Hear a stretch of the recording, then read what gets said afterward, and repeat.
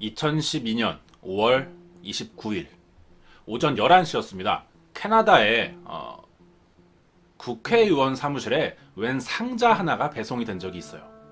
자, 이 상자를 열어보니까 이 상자 안은 피로 물들어 있었고요.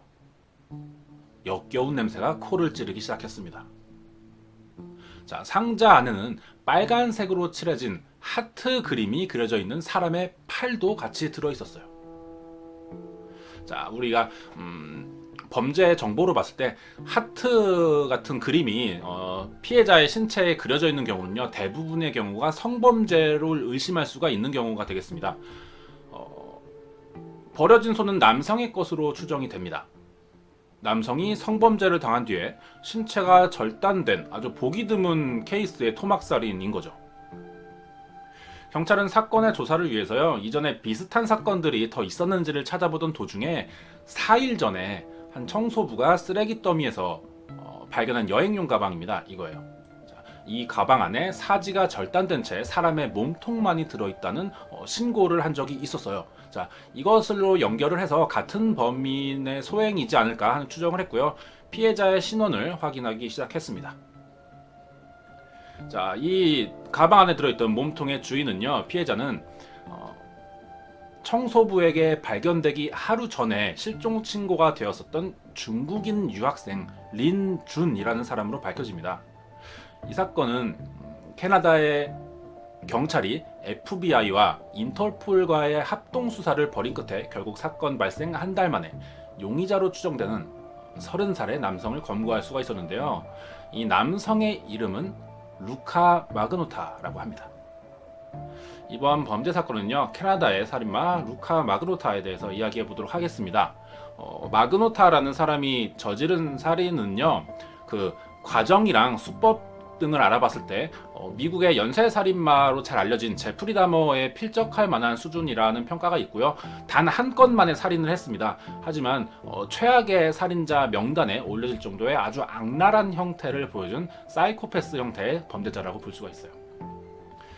이번 내용은 저도 준비를 하면서 충격을 많이 받았었는데요. 굉장히 잔인하거나 불쾌감을 줄 수 있는 사건 현장의 사진들이 보여질 예정이기 때문에 시청에 유의를 바랍니다. 루카 로코 마그노타라고 합니다. 원래 본명은 에릭 클린턴 커크 뉴먼으로요. 1982년 7월 24일생이에요. 캐나다 토론토 출생했습니다. 어릴 때 범죄를 저지를 만한 공격적인 모습은 딱히 보인 적이 없었어요. 하지만 이 마그노타에게는 남들과는 좀 다른 성향을 가지고 있었는데 동성애 성향을 가지고 있었답니다. 그래서 성인이 되자 스트릿바에서 몸을 파는 생활을 하고 있던 도중에 얼굴이 좀 잘생긴 편이에요. 그래서 사람들의 호감을 끌기 좋은 이미지였고 21살이 되면서 2003년도였거든요. 그때 게이 포르노 배우로 활동하기 시작합니다. 그래서 인기를 얻게 되었고 많은 인기를 얻었었다고 그렇습니다. 그리고 일반 모델까지 하면서 자신의 활동 영역을 좀 높이게 됐어요. 이때까지만 해도 이 마그노타는요, 남들과는 그래도 다른 성향이 있지만 이게 뭐 병이라든가 뭐 비정상은 아니잖아요. 그래도 평범한 생활을 하고 있던 남자였어요. 마그노타에게는 낭비벽이 있었습니다. 이게 절제가 안 됐던 거예요. 자, 돈을 벌면 전부 백화점 가서 물건을 사거나 돈을 쓰면서 자신을 치장하는 걸 좋아했었어요. 이 낭비벽이 절제가 되지 않자 돈은 없지만 계속해서 쓰고 싶었어요. 그래서 23살일 때 몇 건의 범죄를 좀 저질렀습니다. 총 3건이었는데 사기 혐의였어요. 자, 범죄 방식이 좀 특이했습니다. 자신이 여자를 사칭해서요, 신용카드를 만든 거예요. 그리고 여장을 한 채 이제 백화점 가서 물건을 샀겠죠. $10,000 가량의 물건을 구매한 것으로 사기죄이기 때문에 이것으로 재판을 받았고 유죄 판결을 받았습니다. 12개월 정도의 보호관찰형을 받게 됐어요. 그러니까 보호관찰형은 교도소에 들어가는 게 아닙니다. 그러니까 자기네 집에서 이제 평소처럼 살고 있는데 경찰이 정해진 기간만큼을 계속 주시하고 수시로 방문도 해야 되고 어디 있는지를 계속 경찰에게 알리는 생활을 하는 겁니다. 보호관찰형을 받게 됐었어요. 그러자 돈을 쓸 방법이 없잖아요. 붙잡히지 않았으면 계속 사기를 쳤었겠지만, 그래서 어떻게든 자신의 낭비벽 때문에 돈을 쓰면서 살아야 됐지만 그러지 못하게 되자 결국 돈을 빌립니다. 돈을 빌리면서 많은 빚을 지게 되었고요. 결국 파산 신청을 하게 돼요. 이때쯤이 자신의 이름을 마그노타라고 개명을 하게 됐던 건데, 그러면서 차츰 자신의 본색을 드러내기 시작했어요. 대부분의 사이코패스 형태의 살인마들이 하는 일이 다 똑같습니다. 최초의 시작은 동물 학대부터 시작하는 일이었어요. 마그노타는 자신이 키우던 애완용 고양이가 있었는데요. 자, 실제 사진입니다. 마그노타가 검거된 이후 냉장고에서 발견된 거예요. 자기가 키우던 고양이를요, 물에 빠뜨려서 익사를 시키거나 비닐봉투에 넣고 진공청소기로 공기를 빼버립니다. 비닐봉투를요. 그래서 질식시키는 유형의 동물 학대를 시작했어요. 동물 학대 수위가 점점 높아집니다. 그래서 나중에는 이 고양이를 자신이 키우던 뱀이 또 있었는데 이 뱀에게 산채로 먹이로 던져줍니다. 그리고 죽은 고양이의 사체로 자신과 성행위를 하는 등 어떤 이상적인 행동들을 보이기 시작했어요. 자, 문제가 여기서 끝나지가 않습니다. 더 큰 문제가 있었는데 여기서 멈추는 게 아니라 이 과정들을요, 마그노타가 영상을 찍어요. 죽이고 이제 성행위, 동물과의 성행위를 하는 과정들을 영상을 찍어서 인터넷에 올립니다. 사람들이 굉장히 많은 관심을 보였죠. 이게 긍정적이다를 떠나서 충격적인 장면이었고 많이 알려지게 됩니다. 그래서 이 루카 마그노타가 캐나다의 동물보호협회의 주시 인물이 돼버려요. 그리고 이 올려진 동영상을 본 사람들은요, 마그노타에게 아주 분노를 보이면서 항의를 합니다. 이때 마그노타가 보였던 행동은 오히려 자신이 이 사람들에게 욕설을 퍼붓습니다. 그러면서 전혀 자신이 잘못했다거나 하는 반성의 기미를 보이지를 않아요. 현재 심리 상태를 좀 봐야겠죠. 현재 범죄를 저지르고 있지만 그것을 반성하지 않고 자신을 지적하는 사람들에게 오히려 더 강한 적개감을 드러내서 욕설을 하는 이런 행동을 봤을 때 이 마그노타는 평소에 자기애를 좀 가지고 있다. 자기애가 남들에 비해 좀 더 강하고 자신을 굉장히 사랑하는 성격을 가지고 있다라고 보여지는데요. 이러한 이기적인 성향도요, 그동안 봐왔던, 제가 범죄사건에서 다뤄왔었던 사이코패스적 성향을 보이는 연쇄살인마들의 형태와 매우 유사한 유형으로 나타납니다. 잘생긴 외모에 낭비벽에 심했던 것은요, 자신을 좀 과도하게 꾸미는 것에 집착했던 것으로 보여지는데, 파산 신청 얘기가 있었잖아요. 그 후에도 빚을 내서요, 성형수술을 여러 번 했었어요. 이런 것들을 봤을 때 마그노타가 아도니스 증후군을 좀 겪고 있다. 아도니스 증후군과 좀 유사한 형태의 자신을 과도하게 꾸미고 치장하기를 집착하는 이러한 증후군의 형태를 가지고 있었고, 이런 심리적인 문제를 평소부터 지니고 있었다는 것으로 해석해 볼 수가 있을 것 같습니다.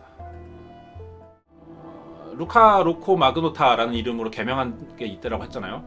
사기죄 이후에 빚을 지면서 파산 신청을 했고 2년간 돈 쓸 방법이 없자 불안했을 거예요. 자신은 돈을 써야지만은 이제 몸이 좀 안정되는 사람인데 마음이 그렇지 못하게 되자 불안해지기 시작했을 거고, 이 불안한 마음을 동물을 학대하면서 스트레스를 풀게 됐을 겁니다. 그리고 이때 결국 이것들이 절제가 되지 못하고 감형을 통해서 스스로 자신이 새로운 사람으로 태어났다 라고 생각을 했던 것 같고요.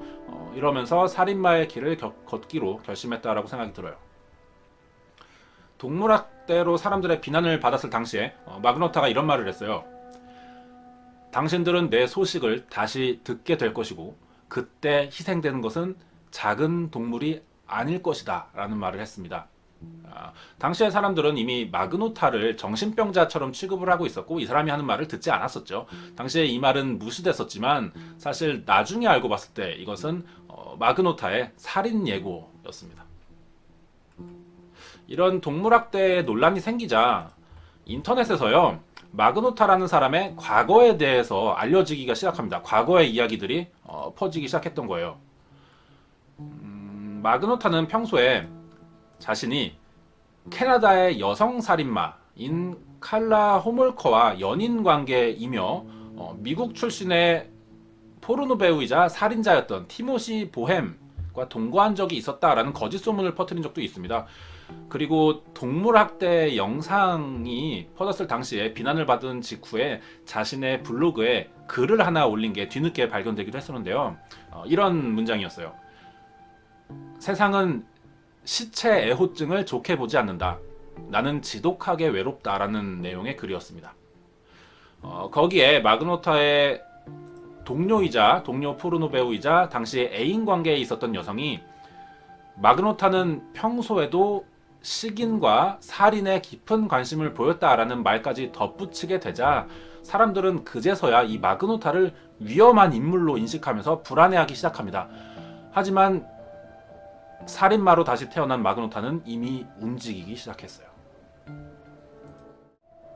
2012년 5월 24일 루카 로코 마그노타가 했던 처음이자 마지막 살인은요, 한 편의점에서 일을 하고 있던 당시 중국인 유학생 34살이었대요. 린준을 만나게 되면서부터 시작이 되었는데, 이 린준도 평소 동성애 성향이 있었다는 걸 알고 있었어요, 마그노타가. 그래서 접근을 했던 거죠. 접근을 했고 빠르게 교제하는 사이로 발전이 되었고요. 어느 날 마그노타의 초대를 받아 집에 방문하는 일이 생기게 됩니다.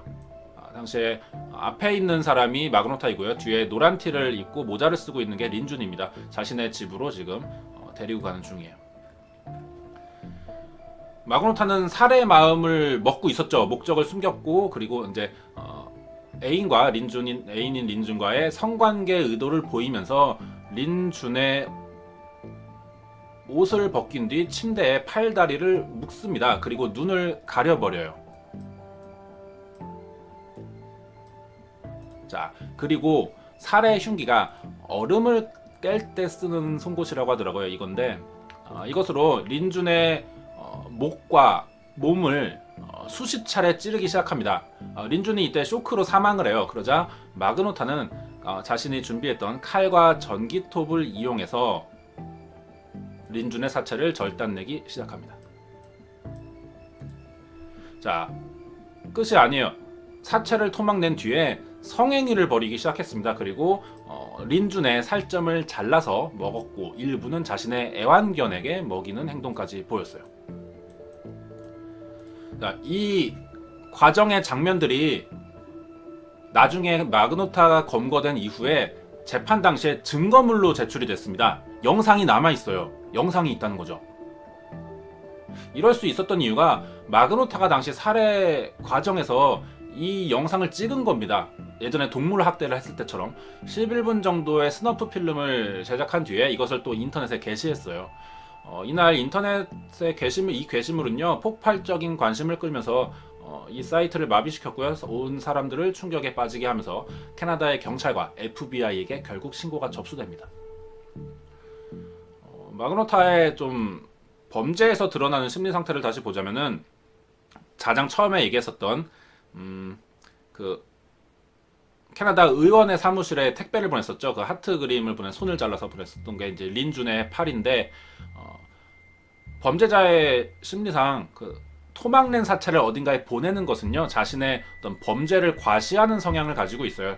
여기서도 나타나죠. 영상을 찍어서 많은 사람들이 있는 곳에서 공개를 한다. 나의 어떤 범죄 행동을 봐라. 이런 식의 성향을 보였던 거고, 좀 자기 애가 동반된 과시욕이 있는 성향의 범죄다라고 생각이 듭니다. 신고가 있었는데 처음에 경찰이 이 신고를 무시했어요. 그럴 수밖에 없었던 것 같아요. 그게 자연스럽습니다.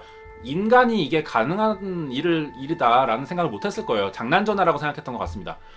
그리고 3일 뒤 쓰레기 더미에서 여행 가방 안에 담겨있던 린준의 몸통이 발견이 됐었던 거고, 이어서 캐나다 의원의 사무실로 상자 하나가 배송된 게 또 한 번 신고가 되면서 그때서야 경찰이 뒤늦게 이 마그노타를 쫓기 시작했지만요, 이미 마그노타는 범행이 있고 나서 해외로 달아난 뒤였습니다.